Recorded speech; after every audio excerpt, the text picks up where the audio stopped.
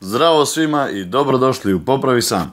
U ovom videu vidjet ćete kako smo zamijenili stari PCV filter sa ovim novim filterom. Pogledajte koja je razlika. Pa počnimo. Da bismo došli do njega, prvo skinite poklopac sa motora, a zatim ćemo skinuti ovaj poklopac od filtera vazduha. Odšarafite šarafe, skinite poklopac od rezervoara ulja i polako izvučite plastiku napolje. I vratite poklopac. I ovdje se nalazi ovo kućište sa PVC filterom, tačno između filtera vazduha i usisne grane. Kako bismo došli do njega, moramo da skinemo još i ovaj plastični dio sa kablovima. Za odvrćanje ovog šarafa potreban je poseban ključ, ali ja ga trenutno nemam, pa ću koristiti kliješt. Ako i vi ovako radite, budite vrlo pažljivi kako ga ne biste oštetili. I sada otkačite konektore sa Disney. Pomirite plastični dio u stranu. Sada možemo prići kućištu filtera i odšarafiti šarafe.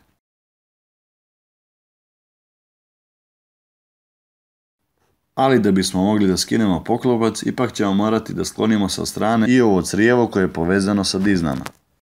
Samo pazite da vam ne ispadne ovaj mali osigurač. I napokon uklonite poklopac. Pogledajte samo kako to izgleda. Sve je crno i zapušeno. Filteri su jako bitan dio za normalan rad vašeg vozila i moraju se mijenjati redovno. Kao što i samo ime kaže, njihova namjena je da filtriraju, ali kada su ovako crni i začepljeni, jednostavno to ne mogu da urade. Pogledajte samo razliku između novog i starog. Kućište dobro očistite maramicom.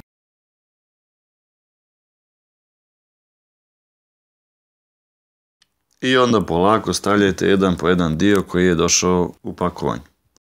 To je ovaj Dichtung, filter i na kraju vraćamo plastičan dio koji pričvršćuje filter za kućište. Ovo je BMW M47 motor koji se također nalazi i u BMW E46, to je 320 dizelu. Sada izvučite stare Dichtunge iz donjeg dijela kućišta. Dobro očistite kućište i zamijenite ih novim. Ukoliko se vaš auto guši kada stajete ili maknete nogu sa gasa, ili nemirno radi kada je u leru, definitivno provjerite da li vaše vozilo ima PCV filter, to jest Carter filter, i obavezno ga što prije promijenite. Razlika u vožnji posle promjene PCV filtera je prosto nevjerovatna.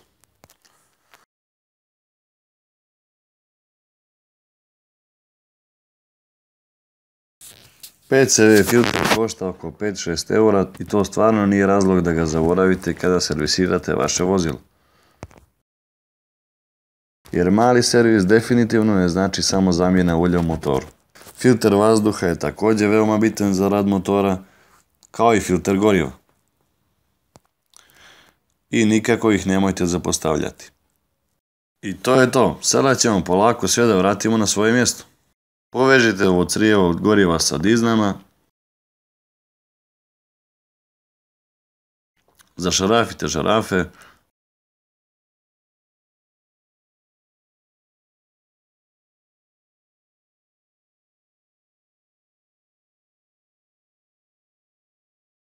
Vratite osigurače na dizne.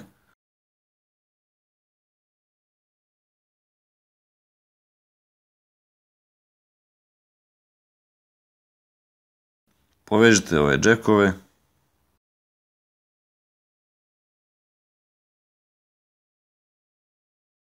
Vratite ove šarafe i pazite da ne oštetite gornji dio jer nećete biti u stanju drugi put da ih odvrnete.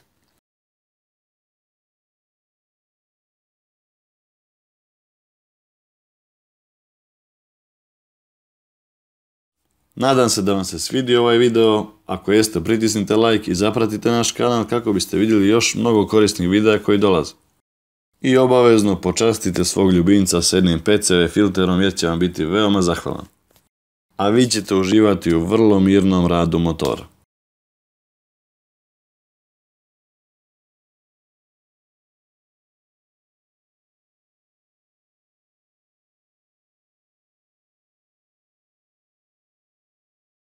Također podijelite poneki video sa prijateljima jer možda baš njima može biti od koristi. U opisu ovog videa pogledajte alat koji smo koristili. Također nas pratite na Facebooku, Instagramu i obavezno pišite komentare, predloge i kritike kako biste nam pomogli da poboljšamo naša videa. Pozdrav! Popravi sam!